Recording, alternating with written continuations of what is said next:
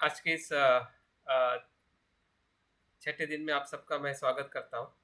और कल जो हमारा टॉक था, उसका कुछ हिस्सा बाकी है। उस हिस्से को आज हम देखने वाले हैं। जैसे कि कल हमारा विषय जो था अभिधम्म आधारित चार परमार्थ धर्म का विश्लेषण हम कल के विषय में हम शुरू कर चुके हैं। और उसी की जो कंटिन्यूटी है, आज हम जो बाकी जो विषय रहा है उसका हम अध्ययन करने वाले हैं। तो कल हमने देखा था कि अभिधम्म संघ हो, ये रचना अनिरुद्ध जो आचार्य ने 12वीं शताब्दी में की है, उसके बारे में थोड़ा हमने अभ्यास किया। और उसके बाद में हमने देखा कि बौद्ध धर्म में धर्म इस शब्द के जो विभिन्न जो पहलू है, अर्थ है, वो किस प्रकार से हमने देखनी चाहिए, समझनी चाहिए, ताकि हम जो मन का या पूरे अस्तित्व का वर्गीकरण हम देखने वाले हैं, उसका अध्ययन करने वाले हैं, उसमें हमें ज़्यादा परेशानी ना हो। और उसके बाद में हमने ये भी थोड़ा देखा है कि जो विभिन्न जो बौद्ध दर्शन है, उस विभिन्न बौद्ध दर्शन में किस प्रकार से धर्मों का वर्गीकरण किया जाता है। तो जैसे कि ये स्लाइड आपके सामने रखी हुई है, उसमें बताया गया है कि दो प्रकार से पूरे जो धर्म जो है, धर्म मतलब अ, अंतिम गुण धर्म, इस अर्थ से हमने धर्म को देखना चाहिए कि अस्तित्व सभी धर्मों से बना हुआ है। सब्बे धम्मा अनिच्चा, सब्बे संखार अनिच्चा, सब्बे संखार दुखा। तो जो भी संस्कार है, जो भी धर्म है, उसका जो सूक्ष्म स्वभाव है, उसका विश्लेषण अभिधम्म या परमार्थ सत्य में किया गया है। तो उसका जो विश्लेषण दो प्रकार से, दो तरीके से किया जाता है कि एक विषयगत धर्म, जो एक पुरुष और व्यक्ति का अस्तित्व क्या है, उसका विश्लेषण करने के लिए पंचस्कंद या आयतन और धातु, इस धर्मों में उसका विभाजन करके उसके मूल स्वभाव को हम देखते हैं, जो सभी बौद्ध दर्शन ने उसको स्वीकार किया है कि जो बुद्ध ने बताया है, उसी प्रकार से विषयगत धर्मों को देखा जाता है। लेकिन जब विषयगत धर्म की बात आती है, वहाँ से हमें थोड़ी एक सभी जो विशेष संप्रदाय रहे हैं, स्थविरवाद हो, सर्वस्तिवाद हो और योगाचार हो, इन सभी महत्वपूर्ण जो दर्शन है, उसमें हमें विषयगत धर्मों की सूची का थोड़ा थोड़ा भेद दिखाई देता है संख्याओं में। तो इसलिए संख्याओं का भेद देखते हुए हमें संभ्रमित नहीं होना है। हमारा मेन जो उद्देश्य जो है कि उसके भीतर में जो चित्त और चैतसिक है, उसको हमें खास अच्छी तरह से समझना है। क्योंकि इस संख्या का अध्ययन करना अभी हमारा उद्देश्य नहीं है। हाँ, ये उद्देश्य हमारा बन सकता है कि जब हम और ज़्यादा इस विषय को पारंगत होना चाहेंगे, या हमें और ज़्यादा इसकी जो कुछ साहित्य है या और इसका अभ्यास करने में हमें रुचि निर्माण होती है, तो निश्चित है इसकी जो विश्लेषणात्मक या तुलनात्मक अभ्यास जो है, हमारे लिए बहुत काम में आ सकता है। लेकिन सिर्फ मैंने यहाँ पे एक संख्या के रूप में हमारे पास में एक जानकारी हो, ताकि हम किस विषयगत धर्म को हम परमार्थ सत्य में हम देखने वाले हैं, उसका हमें एक परिचय हो सके। जैसे कि स्थविरवाद में जो दो प्रकार से धर्मों को विभाजित किया गया है, जिसे असंस्कृत धर्म कहते हैं और संस्कृत धर्म कहते हैं। असंस्कृत मतलब जो संस्कारों से पर है, जिसे निर्वाण कहते हैं।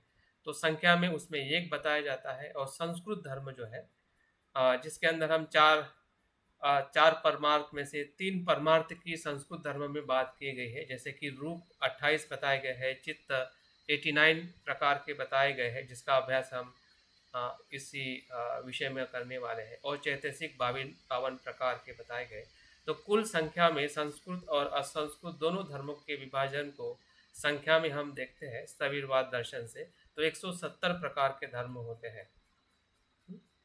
सर्वास्तिवाद भी एक महत्वपूर्ण दर्शन भारत में प्रसिद्ध था, और उसका भी साहित्य बहुत क्या कहते हैं, विशाल साहित्य था।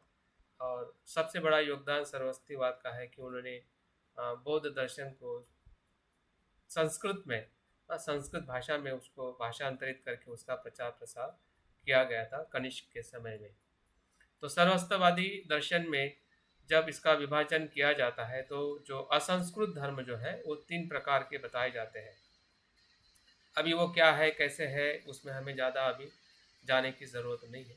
लेकिन जब हम संस्कृत धर्म को देखते हैं, फिर से वो 4 परमार्थ में से 3 परमार्थ जो है, असंस्कृत जो है वो निर्वाण है, तो वो भी परमार्थ में इसमें आ ही जाता है जब हम परमार्थ की बात कर रहे हैं।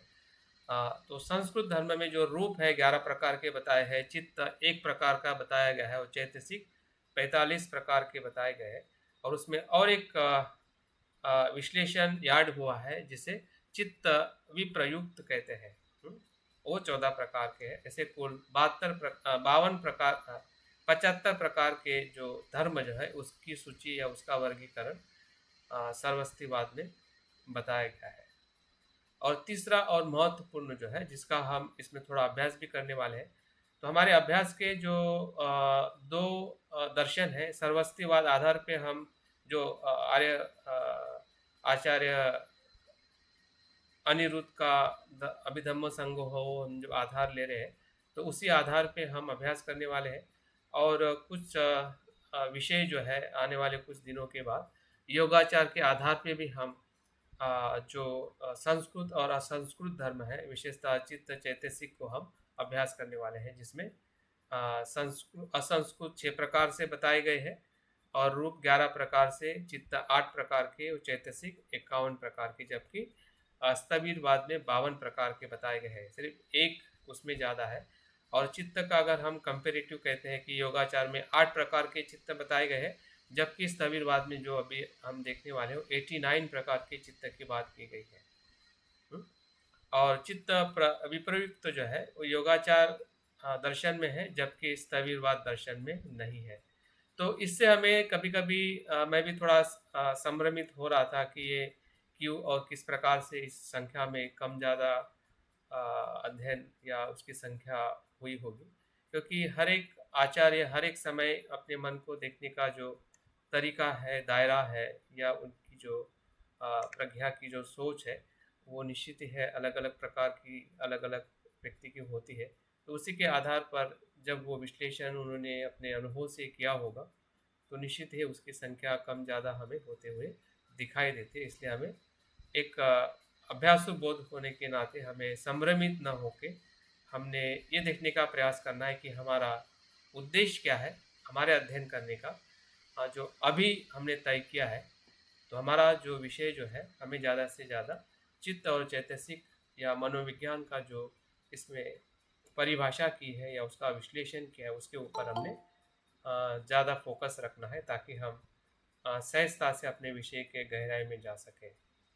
अगर हम संख्या और प्रति संख्या में अगर उलझ जाएंगे तो हमारा जो देखने सोचने का जो मन जो है वो भी संभ्रमित हो जाएगा और हम सही तरीके से जान नहीं पाएंगे कि जो विषय हम जानना चाहते हैं। तो अभी तक हमने शुरुआत हमने विषय की परमार्थ की थी, लेकिन उसके भीतर जो 4 परमार्थ है उसके बारे में बहुत कम बातें की है, क्योंकि उसके आसपास के जो विषय जो थे, जैसा कि उसका अर्थ था, उसका उसकी प्रामाणिकता थी, किस ग्रंथ से हम अभ्यास कर रहे हैं, इस सभी के बारे में हमने कुछ बातें की है। अभी जो हम उस विषय के भीतर जो चित्त है वो क्या है और वो कितने प्रकार का है, विशेषतः हम थेरवादी परंपरा से और अभिधम्म संघ हो इस ग्रंथ के आधार पे उसका हम अध्ययन करने वाले हैं या समझने वाले हैं। तो थोड़ा ध्यान से देखें और समझें। तो जैसे कि किसी ने प्रश्न किया था चित्त क्या, उस समय भी मैंने एक शब्द में कहा था कि चित्त जो है विषय को जानना, इस लक्षण के अनुसार चित्त जो है वो एक विध ही होता है, एक ही प्रकार का होता है। चित्त का अर्थ क्या है कि विषय को जानना, विषय को जानना या आलंबन को जानना ही चित्त का लक्षण है, चित्त का स्वभाव है। और यहाँ पे और एक बात है कि वो एक विद ही होता है, वो एक ही होता है। लेकिन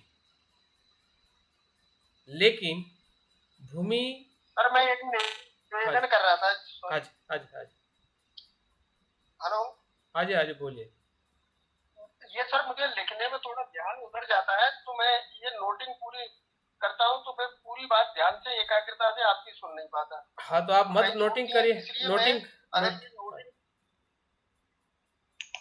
आप इसके फोटो शॉट ले सकते हैं, बाद में देख सकते हैं फिर उन्हें। आप नोटिंग ना करें जो भी डिस्टर्ब हो रहे हैं, ठीक है? बाद में सिर्फ ध्यान से आप सुन। भेजेंगे ना मुझे तो। हाँ, हाँ, ये तो मैं व्हाट्सएप पे ओके डाल सर। दूंगा। इसमें आप नोटिंग ना करें, जिसको दिक्कत हो रही है और जिसका स्किल है नोटिंग करने का, वो अपने स्किल का इस्तेमाल कर सकते हैं। ये जो कुछ भी बनाया है आप लोगों के लिए बनाया है, ताकि आप उसको बाद में फिर से पढ़ सके और उसका अभ्यास कर सके। अभी सिर्फ सुनकर समझने का प्रयास करें। अगर कुछ प्रश्न है तो अंतिम इसमें आप मुझे पूछ सकते हैं। तो अभी हम जो पहला परमार्थ धर्म जो है, जिसे हम चित्त कहते हैं, उस चित्त के बारे में सबसे पहली जो परिभाषा, और बहुत सीधी परिभाषा, चित्त के बारे में और बहुत सारे अर्थ है, बहुत सारे उसके जो व्याख्या है बाद में हम देखेंगे। लेकिन इस ग्रंथ के आधार पे जो उन्होंने कहा है और हम जो समझ रहे हैं, तो क्या हमें समझ में आ रहा है? क्या उस समझदारी से हम समझ पा रहे हैं कि चित्त मतलब विषय को जानना, मतलब चित्त है। बहुत ही सीधी और सरल समझने जानने वाली परिभाषा है। चित्त का होना, चित्त का लक्षण, चित्त की व्याख्या, चित्त का अर्थ जो है विषय को जानना। फिर वो कोई भी विषय हो सकता है, ठीक है? और दूसरा उसका महत्वपूर्ण जो है स्वरूप जो है वो एकविध है। चित्त एकविध है, मतलब चित्त एक ही है, लेकिन उसकी भूमि, जाति, सप्रयोग, वेदना, संस्कार आदि भेदों के द्वारा वो अनेक प्रकार में विभाजन उसका किया जाता है, ऐसा आचार्य अनिरुद्ध कहते हैं।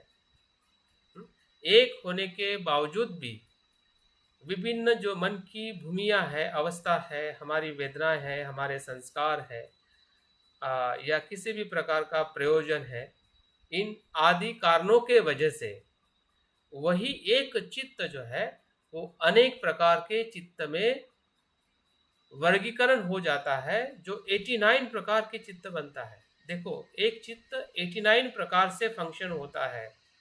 इसका विश्लेषण करना, और वो भी ऐसे स्वभाव में कि वो उसका गुण धर्म है। यह कोई साहित्य का वर्गीकरण नहीं है कि यहाँ से लिया वहाँ से लिया और बता दिया कि ये चित्त इस प्रकार से कार्य करता है, बल्कि उस स्वभाव को पूरी तरह से जानकर, जिस प्रकार से बुद्ध ने जाना, हाँ, और उन्होंने अपनी शिक्षा में कहा, उसी प्रकार से जो आचार्य अनिरुद्ध ने भी उसको ये बताने का प्रयास किया है कि चित्त एक होने के बाद में भी वो विभिन्न प्रकार में वर्गीकरण उसका कैसे होता है, हाँ, और वो वर्गीकरण हमें कितने प्रकार के चित्त का निर्माण करने के लिए, या वो अभिप्रेत होता है या निर्माण करने का कारण बनता है। तो आगे वो बताते हैं कि ये सबसे पहले जो है भूमियों 4 होती है। भूमियों के आधार पर चित्त जो है 4 प्रकार का होता है। अभी धीरे धीरे हम चित्त का वर्गीकरण करते हुए 89 प्रकार के चित्त का वर्गीकरण जब हम देखेंगे, तब हमें पता चलेगा कि हमारा कौन सा चित्त कौन से कर्म में, किस जगह पे कौन सा चित्त उत्पन्न होता है। जैसे कि अगर उदाहरण के तौर पे अभी हम बात कर रहे हैं, तो हमारा काम लोक में भी चित्त उत्पन्न हो सकता है, रूप लोक में भी हो सकता है। अभी काम लोक की अवस्था जो है वो क्या होती है, उसको भी हम इसके आधार पे जान सकते हैं, और रूपाचार भूमि की अवस्था क्या होती है उसको भी हम इसके आधार पे जान सकते हैं। और विश्लेषण कर सकते कि इस समय या इस सुबह से लेके दोपहर तक, दोपहर से लेके शाम तक या शाम को अभी तक मेरी किस मानसिक अवस्था से मेरा चित्त था, इसका अगर हम अवलोकन करते तो इसका भी हमें जवाब मिल सकता है।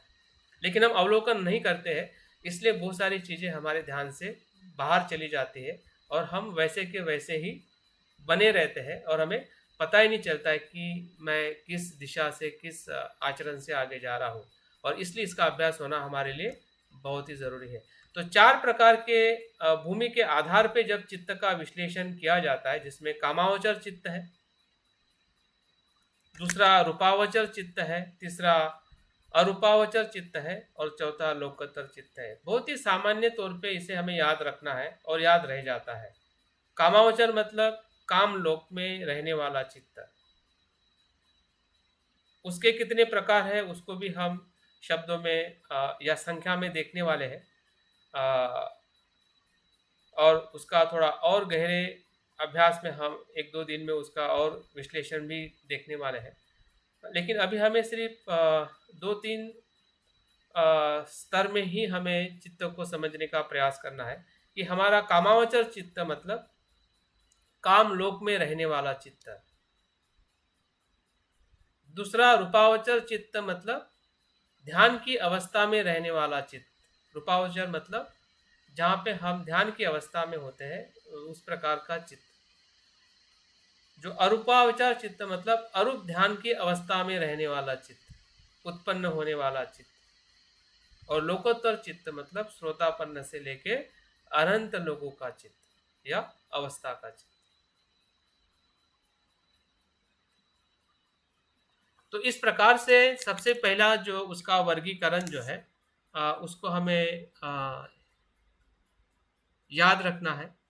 और जब हम थोड़ा और आगे जाते हैं कि कामावचर चित्त में भी क्या प्रकार होते हैं, उसके भी प्रकार बताए गए हैं। सामान्य तौर पे 4 भूमि के हिसाब से चित्त होता है, लेकिन जब उसका हम कामावचर चित्त को और थोड़ा डिवाइड करते हैं तो उसके अंदर हमें अलग अलग प्रकार के चित्त दिखाई देते हैं। जैसे कि अगर मैं कहता हूं कि मैं कामावचर अवस्था में हूं, ठीक है, मेरा जीवन कामावचर अवस्था में है, तो उस कामावचर अवस्था में कौन से प्रकार के चित्त के साथ में मैं जी रहा हूं। तो उसमें बताया कि जब लोभ द्वेष मोह के मोह युक्त जब हमारा चित्त होता है, जिसे अकुशल कहते हैं, और उसकी संख्या 12 होती है। अकुशल चित्त की संख्या 12 होती है। संख्या में भी वो बताए गए हैं। तो संख्या में जो 8 प्रकार से लोभ मूलक होता है, 2 प्रकार से द्वेष मूलक होता है और 2 प्रकार से मोह मूलक होता है। जैसे कि सुभाष चंद्र जी ने बात किया था कि जो कल्पना है, ड्रीम है, ऐसे सभी जो विचार हमारे मन में आते हैं तो किस चित्त में आते हैं, तो वो सभी जो जितने भी अकुशल है, निम्न प्रकार की जितने भी सोच है, निम्न प्रकार का जितना भी मानसिक कर्म है, वाचिक कर्म है या शारीरिक कर्म है, वो सभी कर्म का आधार जो है दूसरा तीसरा कुछ भी नहीं है, अकुशल चित्त काम अवस्था का अकुशल चित्त है। जिस अकुशल चित्त के अंदर लोभ के कारण 8 प्रकार से चित्त निर्माण होता है, द्वेष के कारण 2 प्रकार से चित्त निर्माण होता है और मोह के अज्ञान के कारण 2 प्रकार से चित्त निर्माण होता है। अभी भले हमें संख्या समझ में आए नहीं आए कि 2 है, 8 है या 3 है, इतना भी हम थोड़ा समझे कि ये लोभ से निर्माण होने वाला चित्त है, ये द्वेष से निर्माण होने वाला चित्त है, ये मोह से निर्माण होने वाला चित्त है। जब भी हम काम लोक की अवस्था में है तो वो काम लोक की अवस्था में वो ही चित्त निर्माण होता है जिसे हम अकुशल चित्त कहते हैं। तो ये हो गया अकुशल चित्त जो कामावचार भूमि में निर्माण होता है। उसी कामावचार अवस्था में और दूसरे प्रकार का चित्त निर्माण होता है, जो चित्त जो ना अकुशल है ना कुशल हेतु से उत्पन्न होता है, उसे अहेतुक कहते हैं। अहेतुक चित्त निर्माण होता है, उसमें कुशल भी हेतु नहीं है ना ही अकुशल है। जैसे हम तटस्थ जिसे कहते हैं, हाँ, ऐसे अहेतु से जब चित्त निर्माण होता है वो 7 प्रकार का होता है, नहीं वो 18 प्रकार का होता है, और उसके अंदर 3 प्रकार से उसका विश्लेषण किया गया है कि वो अकुशल विपाक का चित्त होता है, वो कुशल विपाक का चित्त होता है और क्रिया चित्त होता है। देखिए चित्त को 4 शब्दों में याद रखिए, कुशल अकुशल। अगर आपको संख्या में कुछ समझ में नहीं आ रहा है तो संख्या आपको याद रखने की ज़रूरत नहीं है, लेकिन शब्दों को ज़रूर देखिए कि कामावचार चित्त के अंदर हमारा अकुशल चित्त होता है जिसमें लोभ द्वेष मोह का चित्त होता है, बहुत ही सीधा और सरल है। जो अयौतिक चित्त जो होता है जिसमें विपाक होता है, जैसे कि कोई विपाक हमारे मन में आ रहा है, जैसे कि हमें डर लग रहा है, कोई बात हमें परेशान कर रही है जबकि हम कर्म नहीं कर रहे ऐसा, तो वो क्या है, वो उसको आप क्या नाम दोगे, कौन से प्रकार का चित्त देखोगे? जैसे कि हम ध्यान करते हैं और कामछंद आता है, वो क्या होगा? हम ध्यान कर रहे हैं और कामछंद आ रहा है, द्वेष आ रहा है, तो वो क्या है? वो तो आप कर्म नहीं कर रहे अभी द्वेष का ना कामछंद का, फिर भी वो आ रहा है, तो आपको पता होना चाहिए कि ये अकुशल विपाक है, अकुशल कर्म का मेरा विपाक है। या कुशल विपाक है, अगर आपको कुछ अच्छी चीज याद आ रही है, आपके ध्यान में प्रेरणा दे रही है, आपको प्रेरित कर रही है, उत्साह निर्माण कर रही है, आपको एनर्जी दे रही है, और आपको पता ही नहीं चल रहा, आपको समझ में नहीं आ रहा है कि ऐसा क्यों हो रहा है, क्योंकि वो आपके कुशल चित्त का विपाक है। तो ये सभी जो हमारे आध्यात्मिक जीवन में घटित हो रहा है, जो हम कहीं ना कहीं ऊपरी तौर पे हम समझते हैं, लेकिन मनोवैज्ञानिक तौर पे या जो चित्त का जो विश्लेषण जो इसमें अभिधम्म में किया गया है उसके आधार पे भी हमें समझने की ज़रूरत है, ताकि उसको हम पहचान सके कि कोई भी घटनाएं मेरे मन में हो रही है ध्यान में या ध्यान के बाहर किसी भी परिस्थिति में, वो अपने आप नहीं हो रही है या उसका कुछ प्रक्रिया ही नहीं है, तालमेल ही नहीं है, या मुझे बिल्कुल पता नहीं है। ऐसा ही हमेशा हमारे साथ में होता है, हमें लगता है कि बिल्कुल पता नहीं कैसा क्यों हुआ। जैसे कि हम अच्छा कर्म कर रहे हो, तुरंत हमें बुरा कुछ फल मिल जाता है। लोग भी कहते हैं यार तुम तो अच्छे थे, अच्छा कर्म करते थे, हमें भी लगता है कि हम तो अच्छा कर्म करते थे, मुझे मेरे साथ में बुरा क्यों हो गया? क्योंकि वो अच्छे कर्म का विपाक नहीं, पहले के बुरे कर्म का विपाक आपको अभी मिल गया है। तो उसका जवाब हमारे पास में नहीं है, लेकिन जब इस चित्त को जब हम अभ्यास करेंगे उसका जवाब भी मिलेगा और लोगों को भी हम समझा पाएंगे कि भाई ऐसा नहीं, ऐसा भी होता है। क्योंकि कर्म और जो चित्त है वो कर्म का विश्लेषण तभी किया जा सकता है कि जब हम चित्त का विश्लेषण करें। बुद्ध ने भी यही कहा कि चेतना कम्मामि भिक्खवे, चेतना ही कर्म है, कर्म ही चेतना है। जब आप कर्म को विश्लेषण करना चाहते हो और कर नहीं पाते, समझ नहीं पाते कि कौन सा कर्म कैसे किस जगह पे किसको कैसे सुख देता है, दुख देता है, इस जन्म में, अगले जन्म में, पिछले जन्म में, तो बहुत सारे प्रश्न हमारे मन में निर्माण होता है। जन्म है, फिर पुनर्जन्म है, फिर वहाँ पे आत्मा आ जाती है, क्योंकि हमें समझ में नहीं आता है कि चित्त और कर्म किस प्रकार से कैरी आउट होते हैं। उसकी सूक्ष्मता जो है वो हमें कहीं ना कहीं समझ में नहीं आती है, क्योंकि हमें इसका अभ्यास नहीं के बराबर होता है। इसलिए वो प्रश्न हमेशा हमारे मन में प्रश्न बने रह जाते हैं। आत्मा का प्रश्न बन जाता है, पुनर्जन्म का प्रश्न बन जाता है, वो छूटता ही नहीं है। कभी कभी आत्मावाद का भी प्रश्न बन जाता है, क्योंकि उसको भी हमें लगता है कि होगा नहीं होगा, लेकिन नहीं है। इसका जो गारंटी क्या है कि वो आत्मा नहीं है, गारंटी क्या है कि आत्मा न होते हुए भी पुनर्जन्म होता है। शब्दों में तो हम तो सुन लेते हैं, बुद्ध ने कहा है, लोग कहते हैं, और बौद्ध होने के नाते हम मान भी लेते हैं, कि भीतर से हमारा मन मानने के लिए तैयार नहीं होता है। तो इसका जवाब कौन देगा? आपके इस मन के द्वंद्व का जवाब कोई नहीं दे सकता है, वो आपको ही ढूंढना पड़ेगा। इसलिए बुद्ध ने कहा कि अतदीप भव, आप खुद ही ढूंढ सकते हैं कि आत्मा है या नहीं है। सिर्फ मान लेने से नहीं चलेगा कि आत्मा नहीं है, आपको खुद मन के भीतर जाके ढूंढना पड़ेगा, धर्म को समझना पड़ेगा, फिर वो कुशल चित्त है या किसी भी प्रकार का चित्त है, उसको हमें विश्लेषण करके उसको गहराई में देखना पड़ेगा। तो पहले जैसा कि कहा कि लोभ द्वेष से जो उत्पन्न अकुशल चित्त है, फिर अहेतुक चित्त है, और तीसरा जो वर्गीकरण जो है कामावचार चित्त में, वो है कुशल चित्त भी है। हमें डरने की जरूरत नहीं है, ऐसा नहीं कि सब कुछ अकुशल है। कामावचार में भी कुशल चित्त है। हम काम भूमि में अभी जी रहे हैं ना, संसार में जी रहे हैं, फिर भी वहां पे पूरी तरह से कुशल चित्त निर्माण करने की हमारे पास में पूरी पॉसिबिलिटी है, जिसे हम शिलाचरण कहते हैं।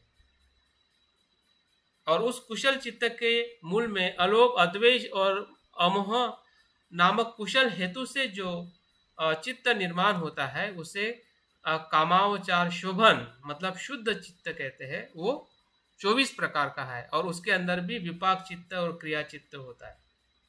उसके अंदर जैसे अकुशलता में विपाक और क्रिया चित्त होता है, हाँ, वैसे ही कुशल चित्त में भी होता है कि भले हमने कुछ कर्म अभी नहीं किए हैं, हो सकता है कि हमने 10 साल पहले ऐसा कुशल कर्म किया होगा, उसका परिणाम आज भी हमें मिल सकता है, मिला होगा या मिलेगा। तो क्योंकि वो कुशल चित्त के साथ में वो कहीं ना कहीं कैरी आउट हो रहा है।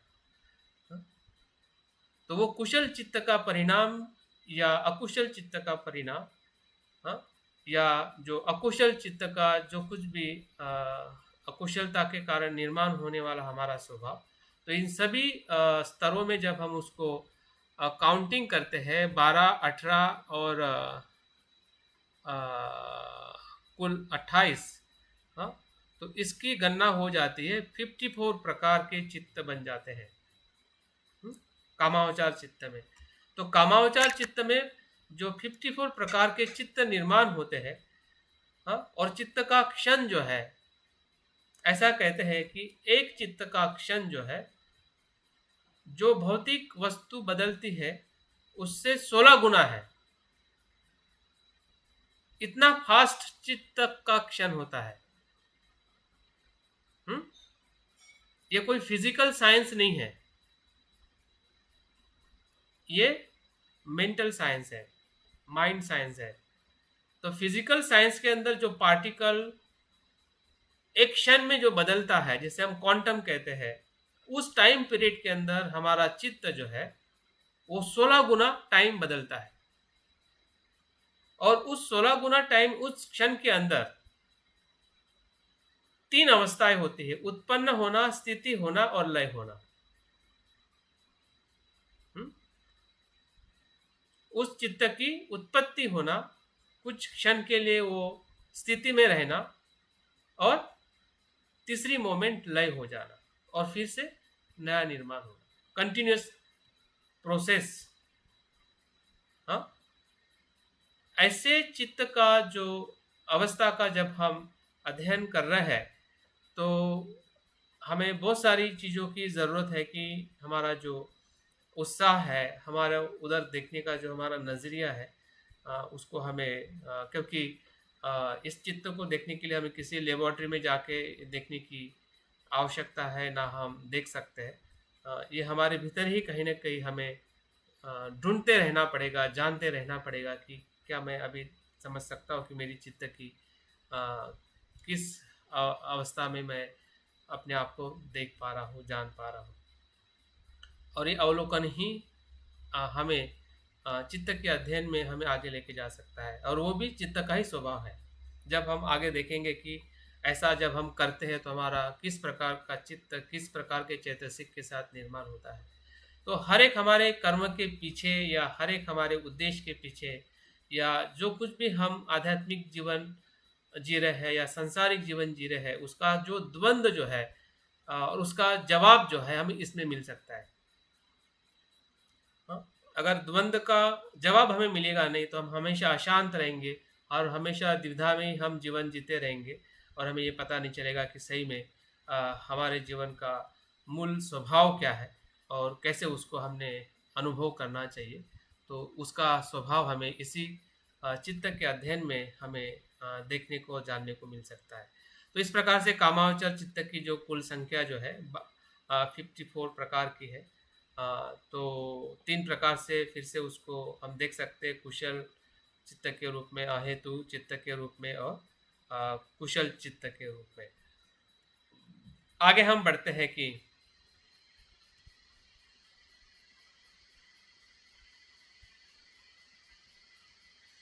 जैसे कि मैंने पहले ही कहा था कि चित्त जो है वो अपने किसी न किसी कारण से निर्माण होता है। वो अपने आप कोई भी चित्त निर्माण नहीं होता है।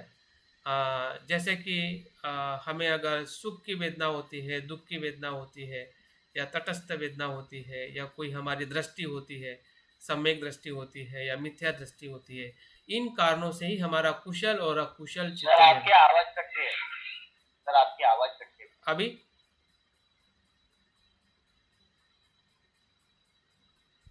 अभी आ रहा है? सर आवाज कट रही है। सभी के लिए आवाज कट रही है क्या आपके लिए है? नहीं कट रही है। अभी के लिए सर अभी सही है वैसे। अभी सही है? ठीक है, ठीक है, अभी आ रही है। ठीक है, ठीक है। तो हमें कामावचर चित्त को हमने यहाँ तक देखना है। फिर से हम इसका जब आगे और हमारे विषय के साथ इसका अध्ययन है तो उसको हमें थोड़ा और गहराई में आगे हम उसको हम देख सकते हैं।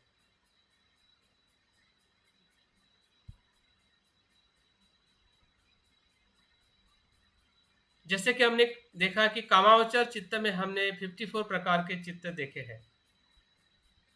तो उसका जो दूसरी जो भूमि है जिसे रूपावचार चित्त कहते हैं, उसका भी विश्लेषण 15 प्रकार के चित्तों से किया गया है। उसका वर्गीकरण 15 प्रकार के चित्तों में किया गया है। किसके आधार पर? ध्यान की अवस्था के आधार पर। जो हम ध्यान करते हैं उसमें 5 प्रकार के ध्यानांग होते हैं, शायद आप हम सबको पता है। वितर्क, विचार, प्रीति, सुख और एकाग्रता। तो उस हर एक अंग के साथ में जो चित्त निर्माण होता है, हाँ, तो वो कुशल चित्त निर्माण होता है। उसका विपाक भी होता है और उसका क्रिया भी होती है। तो इस प्रकार से वो 15 प्रकार का चित्त जो है हमारे ध्यान की अवस्था में जो भी हम ध्यान करते हैं, फिर वो आनापानसति हो, मैत्री भावना हो, या किसी भी ध्यान की अवस्था में जब हम प्रवेश करते हैं और हमारे जो विशेषता हमारे जो 5 न्यूरॉन शांत हो जाते हैं। मतलब देखिए यहाँ पे ध्यान की अवस्था मतलब 5 न्यूरॉनों को शांत करना। अगर हम 5 न्यूरॉनों के साथ में हैं, इसका मतलब हम काम लोक में हैं, रूप लोक में नहीं है। भले हम ध्यान कर रहे हैं, हाँ, भले हम ध्यान कर रहे हैं, लेकिन हमारी जो हो सकती है कि कुशल अवस्था हो, काम लोक में भी हमारी कुशल अवस्था हो सकती है जिसमें लोभ ना हो, द्वेष ना हो, मोह ना हो, वहाँ पे प्रज्ञा हो। लेकिन वो कामलोक की अवस्था है, वो रूप लोक की अवस्था नहीं होगी अगर उसमें 5 न्यूरॉन है। 5 न्यूरॉन जहाँ पे शांत हो जाते हैं और वहाँ से फिर वितर्क, विचार, प्रीति, सुख, एकाग्रता 5 ध्यानों के अंग निर्माण होते हैं। ये शांत होना मतलब वो 5 अंग निर्माण होना। अगर ये शांत नहीं होगा तो 5 अंग निर्माण नहीं होते। तो दूसरी जो चित्त की अवस्था है और उसका वर्गीकरण जो है वो हमें सभी को ध्यान की अवस्था में हम सभी को आता है, या उसका हम विश्लेषण कर सकते हैं कि वो कुशल चित्त है या उसका परिणाम जो है या उसकी जो क्रियाएं जो है उस आधार पे उसका विश्लेषण किया जाएगा। वो 15 प्रकार का होता है। उसके आगे और हम आगे जाते हैं और चित्त का विश्लेषण किया जाता है, वो अरूपोचार चित्त जो है, अरूप ध्यान का। अरूप ध्यान के अंदर भी 4 प्रकार के अरूप ध्यान जो है, जैसे कि आकाश का आकाश किंचन आकाश आयतन ध्यान है, शून्यता का ध्यान है, विज्ञान का ध्यान है, और ना संज्ञा ना असंज्ञा का ध्यान है। तो ये जो अरूप जहाँ पे रूप के जो जहाँ पे आलम्बन अरूप होता है, उस अवस्था में जब हमारा चित्त या किसी भी व्यक्ति का चित्त प्रवेश करता है या ध्यान के उस अवस्था में प्रवेश करता है, तो उनका जो चित्त जो है अरूप चित्त होता है, और वो 4 प्रकार से वो होता है, इसलिए वो 12 प्रकार से वो चित्त निर्माण होता है। उसमें भी कुशली है वो चित्त भी, और उसका भी विपाक होता है, उसकी भी क्रियाएं होती है। तो इस प्रकार से जब हम देखते हैं कि कामावचार, रूपावचार और अरूपावचार, और उसकी अगर हम संख्या देखते हैं रूपाचार और अरूपाचार की, 27 चित्त होते हैं, जिसे महागत चित्त भी कहा जाता है। पहले चित्त हुए 54 और ये दो मिला के हो गए 27 प्लस उसकी संख्या आप करिए कैसे 89 होते हैं लास्ट में पता चलेगा। तीसरी जो भूमि जो है लोकोत्तर चित्त की भूमि है। लोकोत्तर चित्त की अवस्था है जिसके अंदर हमें सभी को पता है पारंपरिक तौर पे कि श्रोतापन्न से लेके अरहंत तक के जो 4 लोग हैं और 4 लोग का फल और मार्ग के आधार पे एक चित्त बनता है, कुशल चित्त, लोकोत्तर चित्त, और एक फल के आधार पे होता है। जैसे कि श्रोतापन्न मार्ग का चित्त एक चित्त हो गया और श्रोतापन्न फल का चित्त वो दूसरा चित्त हो गया। इस प्रकार से 4 लोगों के मार्ग और फल के 8 प्रकार के लोकोत्तर चित्त होते हैं। जो हमें पता है कि 4 प्रकार के जो पुद्गल है श्रोतापन्न इस संसार में 7 बार जन्म लेते हैं, 7 से अधिक जन्म ग्रहण नहीं करते हैं और वो निश्चित होते हैं कि उनको निर्वाण प्राप्त होना है। ऐसे श्रोतापन्न अवस्था का चित्त होता है। सकृदागामी चित्त जो होता है वो संसार में अधिक से अधिक एक बार जन्म लेता है और निर्वाण को प्राप्त करता है। अनागामी पुद्गल है वह इस संसार में फिर से जन्म नहीं लेता है और वो देवलोक में उसका जन्म होकर वो वहीं से वो निर्वाण को प्राप्त करता है। अरहंत जो है वो इसी लोक में सभी क्लेशों को वो नष्ट करता है, निर्वाण को प्राप्त करता है, उसे अरहंत का चित्त कहते हैं। और वो टोटल 8 प्रकार के चित्त होते हैं। तो 8 प्रकार के 27 प्रकार के और 54 प्रकार के जो चित्त जो है वो टोटल मिला के 89 प्रकार के चित्त से हमारा अस्तित्व बना है, जिसमें संसार भी है और उसमें निर्वाण भी है। लोकोत्तर चित्त ये निर्वाण की अवस्था है। बाकी सभी चित्त जो है वो संसारिक या संस्कृत धर्म के भीतर में ही आते हैं। भले वो ध्यान का चित्त हो, ध्यान के संस्कार हो, ध्यान का अनुभव हो, लेकिन अगर हम 2 धर्म में उसको अगर डिवाइड करते हैं, संस्कृत और असंस्कृत, कंडीशनल और अनकंडीशनल, लौकिक और अलौकिक, तो बाकी के सभी चित्त जो है वो लौकिक चित्त है। भले वो कामाचर हो, रूपावचर हो या अरूपावचर हो। लोकोत्तर चित्त श्रोतापन्न से अरहंत तक का चित्त होता है। तो वो निर्वाण के प्रवेश में या निर्वाण के अनुभव में ही उसका चित्त जो है वो उत्पन्न होता है। अगर हम मेरी बात करता हूँ या आप आपकी बात करते हैं तो हमने सबसे ज़्यादा कामावचर और रूपावचर चित्तों को पहचानने की कोशिश करनी चाहिए। कामावचर चित्त के अंदर भी हमारा अकुशल चित्त है और कुशल चित्त को पहचानने की ज़रूरत है। बाकी चित्त शब्दों में या उसकी संख्या में भले हमें स्मरण रहे या ना रहे, वो हमारा व्यक्तिगत प्रश्न हो सकता है, लेकिन ये अभ्यास का जो मूल हेतु जो है कि हम अभ्यास क्यों कर रहे हैं, ये सिर्फ जानने के लिए अभ्यास नहीं कर रहे हैं कि मैं बताऊँ और आपको जानकारी हो जाए कि हाँ ऐसा ऐसा होता है, इसलिए मैं आपको नहीं बता रहा हूँ, ना मैं खुद अभ्यास कर रहा हूँ। मैं इसलिए अभ्यास कर रहा हूँ या मैं आपको बताने का प्रयास कर रहा हूँ क्योंकि कम से कम हम अपने कामावचर अवस्था में या काम भूमि के अंदर हमारा जो अकुशल चित्त निर्माण होने के जो प्रकार है उसको हमने जानना चाहिए कि क्या मेरा ये लोभ से निर्माण हो रहा है या द्वेष से निर्माण हो रहा है या मोह से निर्माण हो रहा है। और साथ साथ में कुशल चित्तों को भी हमने पहचानने की कोशिश करनी चाहिए। भले हम ध्यान में नहीं है, अभी हम ध्यान में नहीं है, फिर भी हमारे भीतर एक कुशल चित्त निर्माण हो रहा है, उसका हमें एहसास होना चाहिए क्योंकि कहीं न कहीं प्रज्ञा का कार्य मैं कर रहा हूँ, प्रज्ञा के हेतु से मैं अभ्यास कर रहा हूँ या मैत्री के हेतु से मैं इस कार्य को कर रहा हूँ। तो उस हेतु के कारण जो चित्त निर्माण होता है, भले वो काम अवस्था का हो या कामावचर अवस्था का हो, वो मायने नहीं रखता है क्योंकि कामावचर अवस्था भी हमारे सांसारिक जीवन को सुखी और संपन्न बनाने के लिए बहुत महत्वपूर्ण है।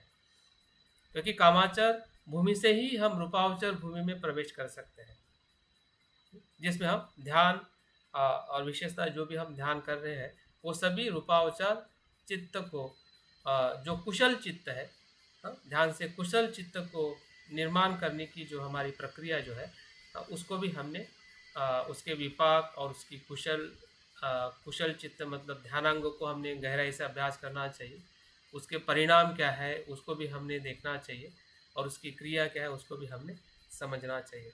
तो इस प्रकार से जो कुल जो 89 चित्त है वो अलग अलग भूमि के कारण उसकी जो संख्या जो है हमें बढ़ते हुए 89 दिखाई देती है। लेकिन मैंने शुरुआत में ही कहा कि वो एक विध है, चित्त एक ही है, लेकिन भूमि के कारण वो अप डाउन्स होता है या उसके वेरिएशंस या वाइब्रेशन, या कह सकते हैं कि जैसे कि मैंने कहा कि चित्त का क्षण जो है बहुत ही फास्ट है। उस मोमेंट में चित्त बदलता है, तो हम देख सकते हैं कि किस प्रकार का चित्त हमारे मन में किस क्षण में निर्माण होता है। कुछ चीज़ तो हमें पता ही नहीं चलती है, लेकिन अगर हम जानने की कोशिश करते हैं तो निश्चित ही है उसकी जानकारी हमें ज़रूर मिल सकती है, क्योंकि उसको जानना ही हमारा धर्म है, जिसे हम प्रज्ञा कहते हैं। अगर जानना असंभव होता तो बुद्ध ये नहीं कहते कि हर एक व्यक्ति बुद्ध हो सकता है। वो ये कहते हैं कि मैं बुद्ध बन गया हूँ, आप सिर्फ अनुयायी बन के सिर्फ मुझे फॉलो करो। लेकिन अगर वो कहते हैं कि आप भी जान सकते, इसका मतलब पूरी संभावना है कि भले वो कितना भी सूक्ष्म हो, कितना भी फास्ट हो, या कितना भी उसका क्षणिक अवस्था हो, फिर भी हम उसे जान सकते हैं, क्योंकि जानने का भी धर्म जो है हमारे मन के भीतर ही छुपा हुआ है, जिसे हम प्रज्ञा कहते हैं, जिसे हम जागृति स्मृति कहते हैं। और इसलिए इन लोकोत्तर चित्त की प्राप्ति ध्यान की प्राप्ति से नहीं बल्कि विपश्यना से होती है। जो लोकोत्तर या निर्वाण की अवस्था अगर हमें प्राप्त करनी है तो सिर्फ ध्यान करने से पर्याप्त नहीं है, बल्कि हमें विपश्यना का अर्थ ही है कि वस्तुओं को जैसा है वैसा देखने का जो तरीका है हमें विकसित करना पड़ेगा, या हमें उसको जानना पड़ेगा, तभी जाके हम अपने चित्त को लोकोत्तर चित्त का हम अनुभव कर सकते हैं। अगर हमारे जीवन के उद्देश्य में भी अगर हम देखते हैं कि हमारा जो परम लक्ष्य जो है, जो हमें शरण गमन के माध्यम से बताया जाता है कि परिणाम कारक शरण गमन से सत्य शरण गमन की तरफ, एक कहने सुनने और करने में हमें काफ़ी उसमें श्रद्धा है, काफ़ी हम प्रयास कर रहे हैं, लेकिन उसके पीछे का जो मनोविज्ञान है, किस प्रकार के चित्त वहाँ पे उत्पन्न होते हैं और कैसे उसको हमने अध्ययन करके समझना चाहिए, ताकि हम जो परिणाम कारक शरण गमन से सत्य शरण गमन की तरफ जाने का भी हमारा जो अनुभव जो है और ज़्यादा प्रभावशाली बन सकता है, अगर हम उस प्रकार से उसका अध्ययन करें। और विपश्यना के लिए सर अभिधम्म भी जानना पड़ेगा तभी। हाँ, वो दोनों एक ही है उदयवीर जी। अभिधम्म मतलब ही विपश्यना है, विपश्यना मतलब ही अभिधम्म है। सर दो चीजें ने क्लियर कर दीजिए, एक तो ये 4 आरोप रिपीट कर दीजिए, और जो अनागामी है जो वो जैसे देवलोक से भी रिस्क रहता है कि नीचे पतन होने का? नहीं। अच्छा, वो कंफर्म है, फिर नीचे नहीं, वो तो नीचे आने का सवाल ही नहीं। जब सर भवसागर में पढ़ाते हैं तब वहाँ तो ऐसा बोलते हैं कि देव वहाँ भी खतरा बना रहता है। नहीं, वो देव अलग है। अच्छा, ये अनागामी है, वो देवलोक की अवस्था अलग है, लेकिन जो अनागामी ये चार स्टेजेस अलग है। हाँ। ये वो एस्केप वेलोसिटी वाला वो हो गया कि ये वहां से फिर पीछे नहीं जाएगा। ये कंफर्म। हाँ, यहाँ से जो अनागामी होके जो ब्रह्मलोक देवलोक में जो उत्पन्न होता है वो अनंत होना ही है, वैसे वहीं पे हो जाता है आगे की तरफ। और जो अरूप ध्यान का अभ्यास इसलिए हम नहीं करते हैं क्योंकि उसका जो अभ्यास जो है इतना किया नहीं जाता है, या उसके ऊपर ज़्यादा फोकस नहीं किया जाता है। जैसे कि पहला जो ध्यान शुरू होता है अरूप ध्यान का, वो है आकाश आयतन से। आकाश आयतन मतलब आकाश के ऊपर रिफ्लेक्शन करना या चिंतन करना। उसके बाद में है विज्ञान के ऊपर, मतलब हमारी चेतना के ऊपर चिंतन करना। तीसरा जो ध्यान है शून्यता के ऊपर ध्यान करना, और चौथा है ना संज्ञा ना असंज्ञा के ऊपर ध्यान करना। तो ये 4 प्रकार के जो अरूप ध्यान है, जिसमें कोई विशिष्ट रूप का आलंबन नहीं है, उसे अरूप कहते हैं। बाकी जो हमारे ध्यान में एक विशिष्ट आलंबन होता है, जैसे कि श्वास होता है और मैत्री भावना, मैत्री का गुण होता है। बाकी सभी 40 प्रकार के जो रूप ध्यान जो है, जैसे हम समध ध्यान कहते हैं, उसी सभी में रूप का आलंबन होता है, जबकि अरूप ध्यान के अंदर ऐसा कोई रूप जैसा आलंबन नहीं होता, असीम होता है। आकाश भी चौथा असीम, सर न संज्ञा न हाँ, कहीं ना क्या ना ना चौथा। संज्ञा ना असंज्ञा, असंज्ञा। तो उसको भी उस प्रकार से जब हम उसको देखते हैं तो हमें दोनों चीज वहाँ पे संज्ञा से पर जाने का जो अनुभव जो है वो वहाँ पे हमें होने लगता है, और वहाँ से फिर वो श्रोतापन और बाकी की जो अवस्था है वहाँ पे हम प्रवेश करते हैं। तो सभी व्यक्ति अरूप ध्यान में जाते ही है या जाना ही ज़रूरी है, ऐसा नहीं है। रूप ध्यान से डायरेक्ट हम लोकोत्तर ध्यान में भी जा सकते हैं, जाते हैं। तो अरूप ध्यान का जो आलंबन जो है, तीसरा तीसरा क्या बताए सर? शून्यता, थैंक यू। शून्यता।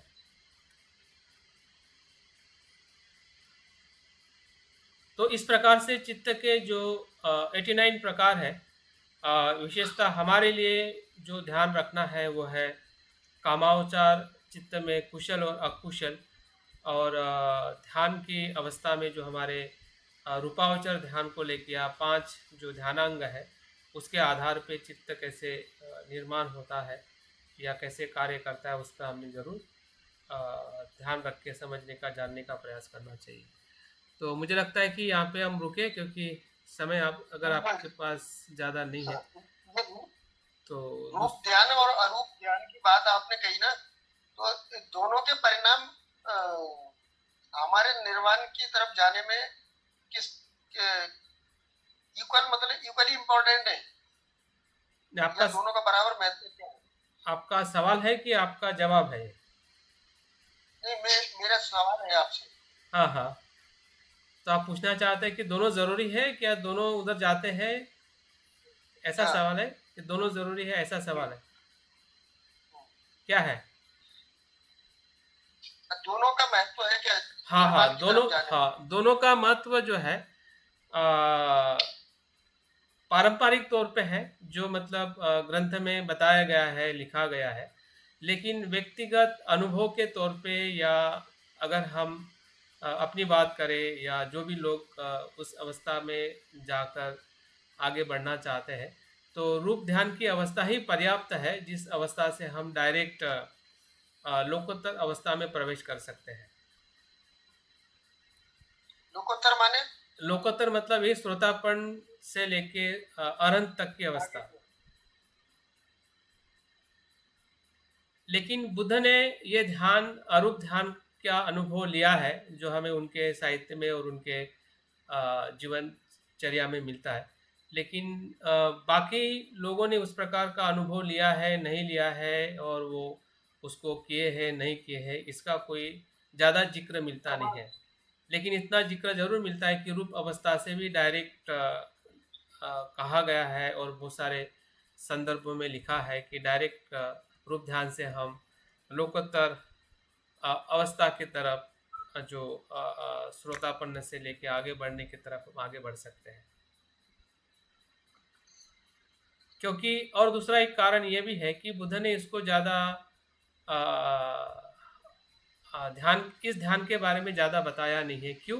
क्योंकि बुद्ध ने ये जो आलार कालाम, उद्दक राम पुत्र, इनसे सीखे हुए ध्यान परंपराएं थी, जो उनको ऐसा अनुभव हुआ कि उनके सत्य प्राप्त करने के लिए उतनी पर्याप्त नहीं है, जो उनसे सीखी थी। अरूप ध्यान की जो चारों अवस्थाएं जो है वो आलार कालाम और उद्दक राम पुत्र से उन्होंने सीखी थी।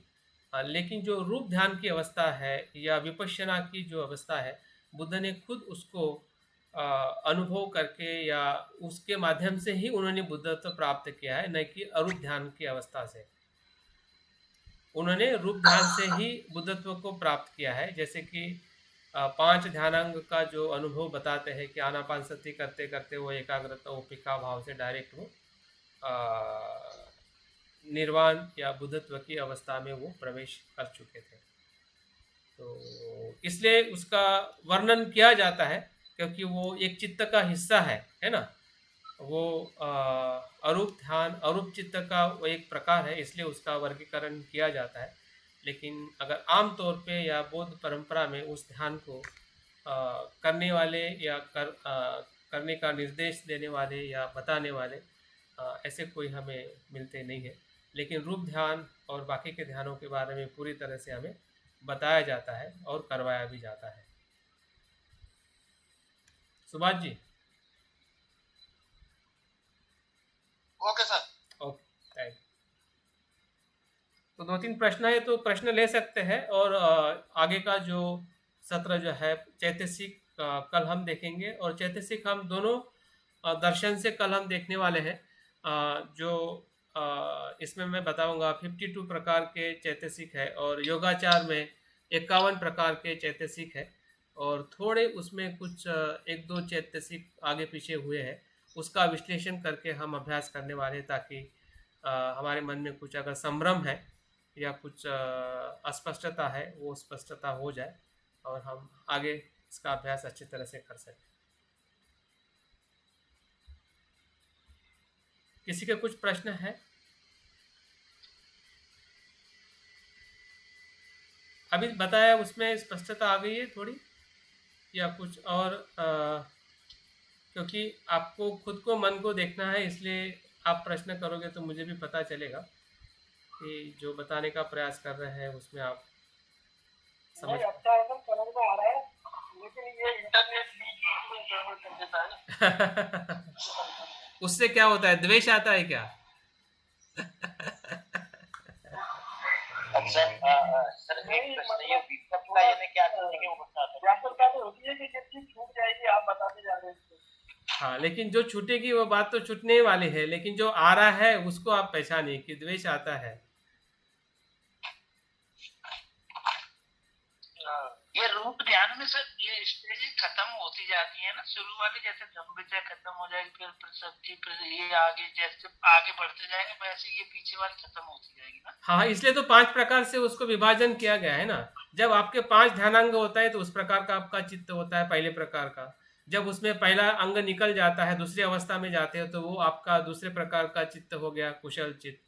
फिर उसमें से और एक निकल जाता है, तीसरी अवस्था के ध्यान की अवस्था में पहुंचते तो आपका वो एक और एक ध्यान का कुशल चित्त हो जाता है।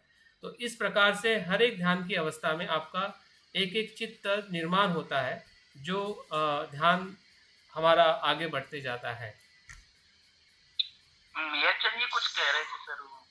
हाँ, ये सर मैं कह रहा हूँ, ये जो आपने बताया ना, भूमि, जाति, संयोग, वेदना और संस्कार।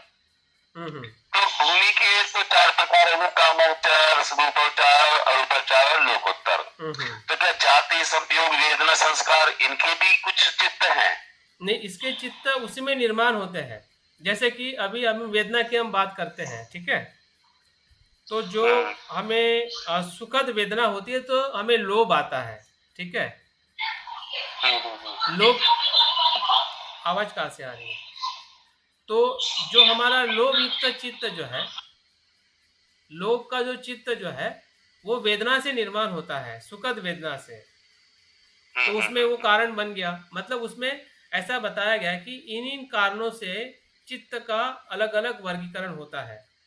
हमने तो भूमि के हिसाब से देखा सभी चित्त, ठीक है, लेकिन उस भूमि के अंतर भी उसके भीतर भी हमारे वेदनाओं से होता है, संस्कारों से होता है, दृष्टि से होता है। अभी वेदना का मैंने जैसा बताया कि अगर आपको सुखद वेदना होगी तो लोभ निर्माण होगा, ठीक है, दुखद वेदना होगी तो द्वेष निर्माण होगा।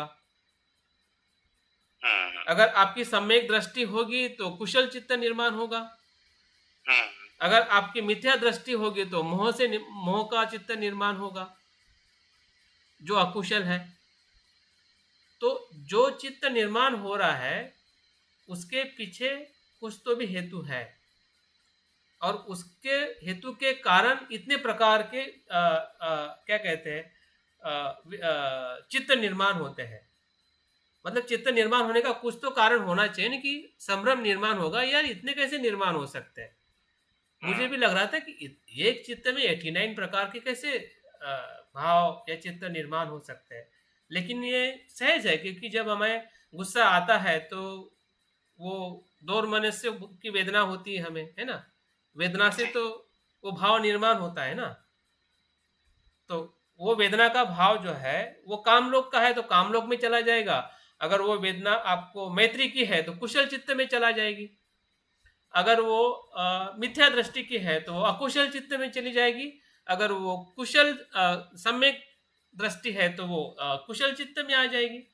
तो बदलाव का जो कारण है और स्वभाव है ना, बदलाव का हेतु और स्वभाव कितना फास्ट है कि एक क्षण में द्वेष आता है, दूसरे क्षण में ही लोभ आता है और तीसरे क्षण में मैत्री आती है। तो ये जो मन का जो एक सूक्ष्म स्वभाव है उसको जानने से हमें काफी कुछ प्रेरणा मिलती है कि इतना ये है फास्ट, तो इसको कैसे कहे कि ये मेरा है और मैं हूं, या कैसे मैं किसी को द्वेष भी करूंगी कि द्वेष तो चला गया जब मैंने द्वेष किया था, करना चाहता था, वो चित्त ही नहीं है, वो चित्त ही नहीं। जिसको मैं लोभ कहता था वो चित्त ही नहीं है, लेकिन हमने नहीं जानने के वजह से वो चित्त अभी भी वो हमारे अज्ञान के कारण वो हमें काम छंद में काम लोक में ही फंसा के रखता है। तो ये बड़ा विचित्र खेल है मन का, इसलिए जिसको माया कहते हैं ना, तो ये मन ही माया निर्माण करता है। और मन को जब हम देखते हैं तो माया अपने आप छूट जाती है, अगर नहीं देखोगे तो ये माया बढ़ती जाती है, भाव बढ़ते जाता है और हम उससे निकलना चाहते तो सभी है कि सुखी बने, लेकिन सुखी नहीं हो सकते क्योंकि छूटने का कुछ स्रोत नहीं मिल रहा कि कहाँ से छूटे, बाहर से छूटने वाले नहीं है। जब भीतर से देखेंगे तो 100% छूटने वाला है, क्योंकि वहां पे ऐसा कुछ है ही नहीं जिसको हम या कोई हमें पकड़ के रखे। अब जो हमारे संस्कारों से चित्त के निर्माण हो रखे हैं, जो हमारे अंदर, हाँ, जो हमारे अंदर संस्कार गए हैं, उनकी वजह से जो चित्तों के निर्माण हो रखे हैं, उनको दूर करना, उनको जानना मन के लिए तो ये बहुत ही टफ जॉब हो सकता है। हाँ हाँ हाँ, ऐसा लगता है। नहीं, इसमें ऐसा कहते हैं कि चित्त को जानने का मतलब यह है कि जैसे कोई एक प्रकाश में पूरा अंधकार नष्ट होता है, ऐसी मैजिक है इसमें। हमें ये चिंता नहीं करनी है कि इतना सारा मन और इतना सारा अज्ञान कैसे नष्ट होगा। हाँ, ये मैजिक है, होगा तो एक क्षण में ही हो जाएगा, जैसा आपको समझ में आएगा वो क्षण ही पूरे आपके मन को ही बदल देगा। जो हजारों सालों से जो मन होगा ना अज्ञान में पड़ा हुआ है ना, लोभ में पड़ा हुआ, वो एक क्षण में ही बदल जाएगा। इतनी ताकत मतलब देखने में है या प्रज्ञा में है, और बुद्ध उधर ही दिखाना चाहते कि वो आप देखो। बुद्ध का जो पूरा निर्देश जो है सम्यक दृष्टि से, अगर आर्यष्टांगिक मार्ग शुरू हुआ है तो मिथ्या दृष्टि और सम्यक दृष्टि का ही सब खेल है। लेकिन सम्यक दृष्टि से, मिथ्या दृष्टि से चित्त कौन सा बनता है वो भी हमें खुद ढूंढना पड़ेगा। बुद्ध ने तो आर्यष्टांगिक मार्ग बता दिया है, लेकिन ढूंढेंगे नहीं तो फिर आर्यष्टांगिक मार्ग सिर्फ शब्दों में बना रहेगा। और हमने देखा है कि शब्दों का तिल का तेल निकालना मतलब परमार्थ है ना। और जो शब्द जो हम सुन रहे हैं आर्यष्टांगिक मार्ग, वो संज्ञा का ज्ञान है, और उस संज्ञा के ज्ञान में जब आप भीतर जाओगे है ना, कि संज्ञा जो बुद्ध ने बताई है उसको आप तोड़ोगे तोड़ोगे तोड़ोगे तोड़ोगे तो सब कुछ आपको दिखने लगेगा कि सम्यक दृष्टि का अर्थ क्या है, फिर उसको जियोगे। हाँ, बस वो तोड़ना ही मतलब जीना है, जीना तोड़ना अलग नहीं है, आपका तोड़ना ही जीना है। हाँ बोलिए उदाहरण के हिसाब से, हाँ बोलिए। सर आपके वजह से हमें बड़ी जागृति निर्माण हो रही है, क्योंकि वह नीचे सर सुबह एजिक है वो काका जी, मतलब GFR के लिए स्टडी कर रहे हैं, और वो इतना ध्यान करते हैं सर, बुक्स भी पढ़ते हैं। लेकिन आज उन्होंने मेरे से बात की है ना खुले मन से, तो बता रहे थे कि उनकी बहू के बारे में बता रहे थे कि मेरी बहू कितनी नालायक है, ये वर्ड निकाले। मैं वो एक शब्द में सुन के ही स्तब्ध रह गई कि ये अपने बहू के बारे में ऐसे कैसे बोल सकते हैं। फिर भी मैंने कोई रिएक्ट नहीं किया और बोली कुछ नहीं काका जी, आपको ये सब छोड़ना है, अभी यहाँ पे अभी वो उनकी लाइफ है, तो वो कितना भी खर्चा करे वो उनकी लाइफ है, इसमें आप अपना सोचो। अभी आप अपने हिसाब से आपने जो लाइट दिए उनको उसके बारे में। तो तब मुझे ना जैसे आप ये बता रहे हो तो मुझे तब ये याद आ रहा है कि वो हम सब पढ़ाई भी करते हैं लेकिन वो अवस्था तक के पहुंच नहीं पाते हैं क्योंकि वो इतना ध्यान करते हैं और इतना बताते हैं मुझे ज्ञान ध्यान की बातें कि ये शब्द में ये ऐसे होता है ये वैसे होता है करके। लेकिन सोच तो वही है ना, वो आसक्त तो अभी भी वही है ना, परिवार से ही है ना। अभी वो एकांतवास में जाने वाले हैं। मैं बोली काका जी पहले 8 दिन बाकी है एकांतवास जाने के लिए, पहले तो घर में ही परिवार छोड़ दो तब बोली एकांतवास आपका बहुत अच्छे से हो जाएगा बोली। तो यही आपकी परीक्षा है बोली, तो पहले यही छोड़ दो बोली अभी। तो ऐसी अपनी मन की अवस्था रहती है। यही उदाहरण मुझे बताना था। अभी जैसे सर ने बताया ना मैम कि मतलब मैं जो बताता हूँ वो केवल समझाने के लिए नहीं बताता, मैं मतलब करने के लिए मेरी वहाँ तक पहुँच है। हाँ, वही तो सर की स्टडी के कारण हम इतना जागरूक हो रहे हैं सर, नहीं तो अभी तो मेरी तो इतनी भी स्टडी नहीं हुई है जैसे संघ के हिसाब से जैसे स्टडी होना चाहिए जिस लेवल से, तो उस लेवल से तो मेरी कुछ भी स्टडी नहीं है। फिर भी मैं सर के कंटिन्यू रहने के कारण मुझे बहुत सारी चीजें समझती है अभी, तो मुझे बड़ा अच्छा लगता है। सर क्या होता है, सॉरी मैम, जनरली क्या होता है ना सर, जैसे अभी आपने ये भी बताया था कि आदमी को ऐसे पकड़ जकड़ रखा है खुद, और वो उसको पोल को दोषी ठहरा रहा है कि इतने पोल ने मुझे पकड़ रखा है। तो जैसे मैं देखता हूँ और लोगों के आसपास चीजें रहती हैं, मतलब चाहे वो आपके रूप में हो या और किसी रूप में हो, लेकिन लोग वो नहीं समझ पाते, वो खुद तो उसमें जकड़े हुए हैं। मतलब मैं किसी इंडिविजुअल को नहीं बोल रहा, अगर किसी ऐसे समझे तो मैं पाप देशना करता हूँ। मतलब एज भी हो गई लोगों की, सब जिम्मेवारी भी निमट गई, उसके बावजूद वो उस चीज से ऐसे चिपके हुए हैं, उस वहां तक भी नहीं वो छोड़ना चाह रहे। और अगर जैसे कोई कम एज या समय से कोई समझ गया तो वो समझा रहा है, तो वो ऐसे समझते हैं इसने तो वो चीजें भोग ली और मुझे ऐसे समझा ये खुद की उसी पे मनो वही जो चैत्य की उसी पर निर्भर करता है कि अगर हमारे पास आसपास कुछ ऐसा है तो हमें अकॉर्डिंगली अगर हम समझ जाएंगे तो रियली हम बहुत लोगों तक पहुंच जाएंगे। और ये बातें ऐसी नहीं है कि कहने सुनने की नहीं है, हम वो चीजें को तो महसूस कर सकते हैं। और विशेषकर जैसे अभी हम इस माहौल में बैठे तो हमें लग रहा है अभी क्या है कि जैसे ये खत्म होगा तो हमें ऐसा लगेगा कि हम फिर उसी माहौल में आएंगे, लेकिन ऐसा नहीं, हमें वहां गंभीर रहना पड़ेगा कि जो चीज हमने सुनी समझी है हमें व्यवहार अकेले में कैसे ही करना है। भगवान बुद्ध यही बताते हैं कि जब भी आप एकांत में हो तब वो सब अभ्यास करना है, वो तभी जाके आप वैसे रह सकते हो।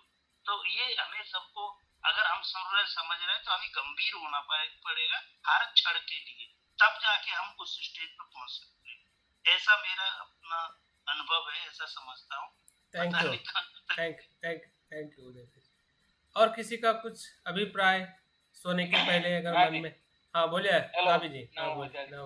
हाँ, अभी जो बात चल रही है उसी बारे में मैं आगे बता दूं। मेरा भी ये अनुभव रहा है कि मैं ध्यान करता हूँ रेगुलरली और बुद्धिज्म में बहुत इंटरेस्ट लेता हूँ, रेगुलर आपके साथ जुड़ा रहता हूँ, समावेशना सुनता हूँ। ये सब करने के बावजूद द्वेष मेरा पीछा नहीं छोड़ता।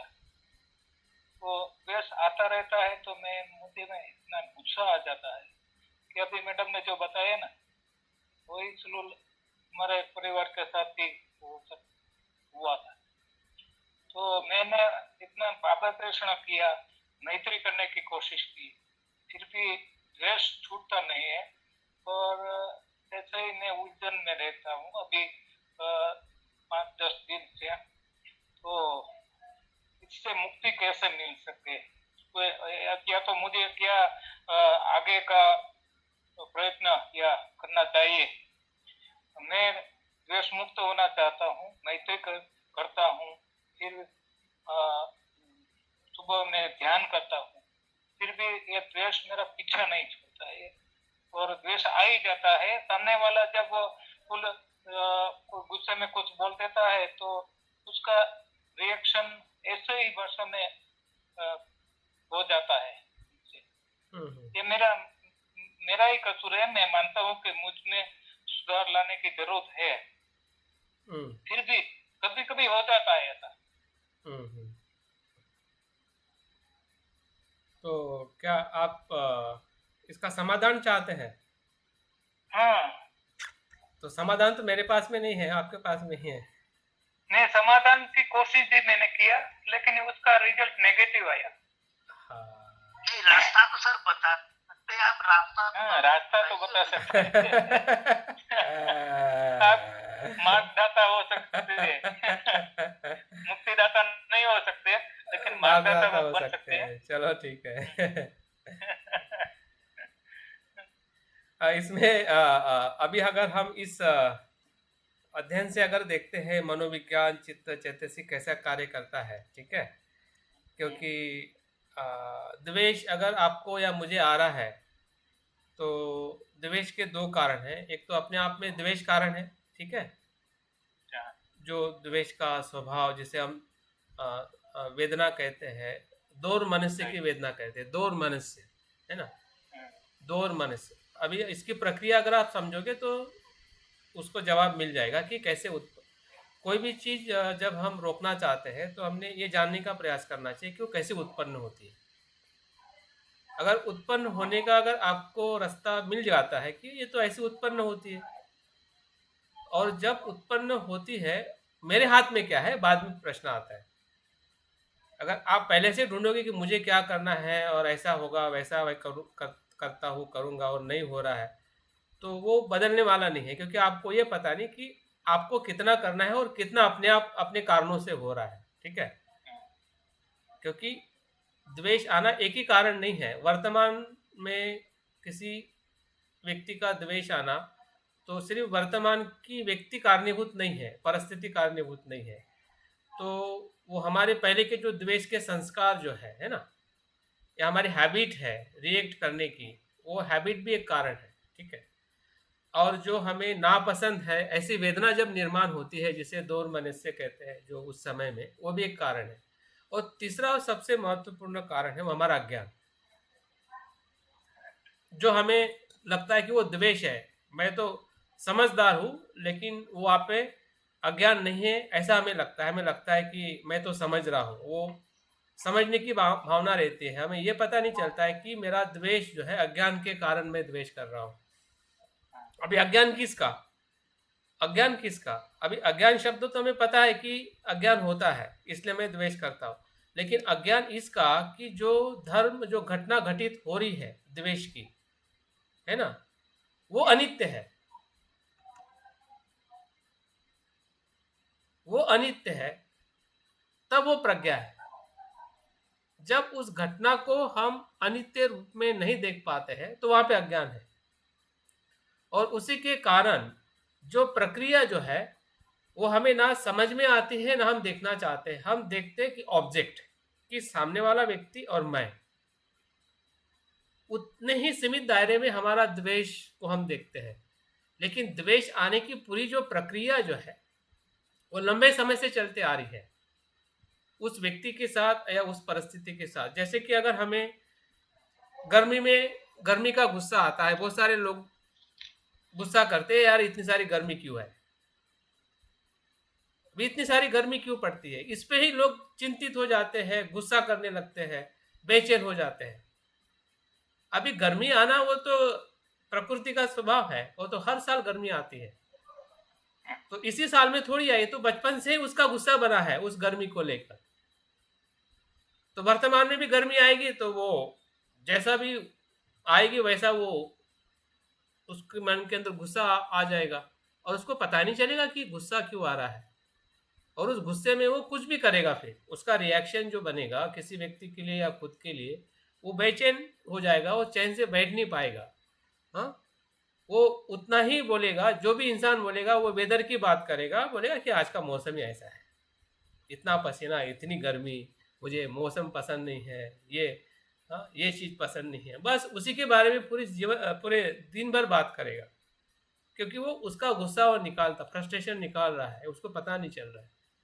तो वैसे ही व्यक्ति के बारे में है, जिस व्यक्ति के प्रति हमारी जो आसक्ति होती है उसी का ही हमें गुस्सा आता है।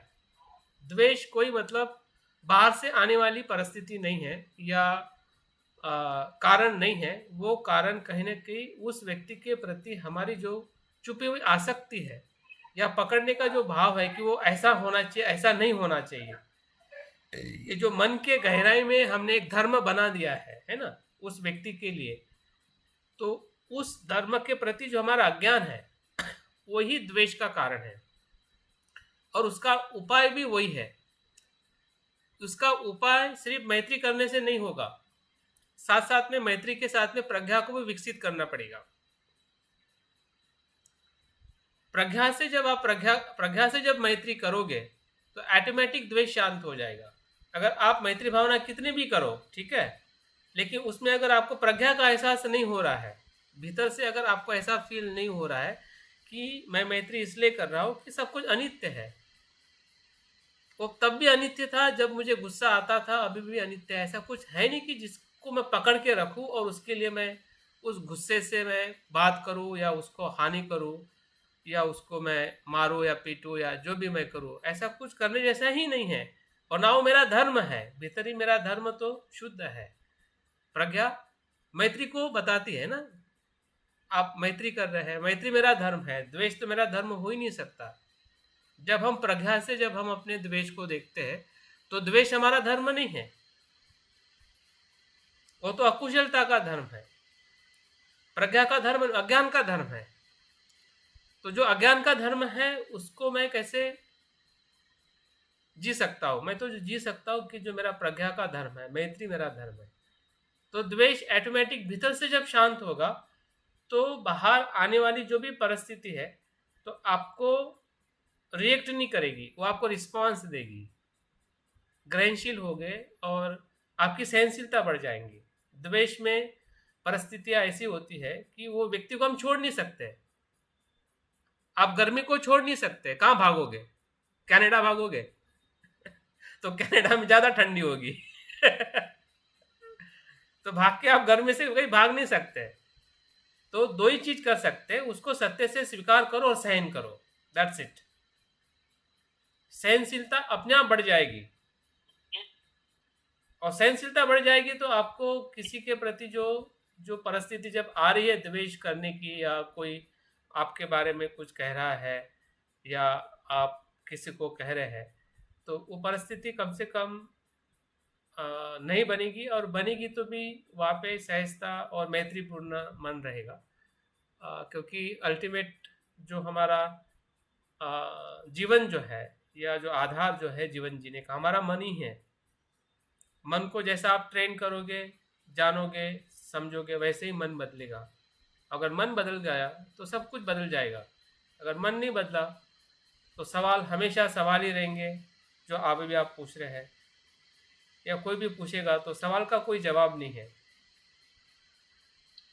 जवाब एक ही है कि आप भीतर से उसको अनुभव करो, वही जवाब है। हाँ उदयवीर जी बोलिए।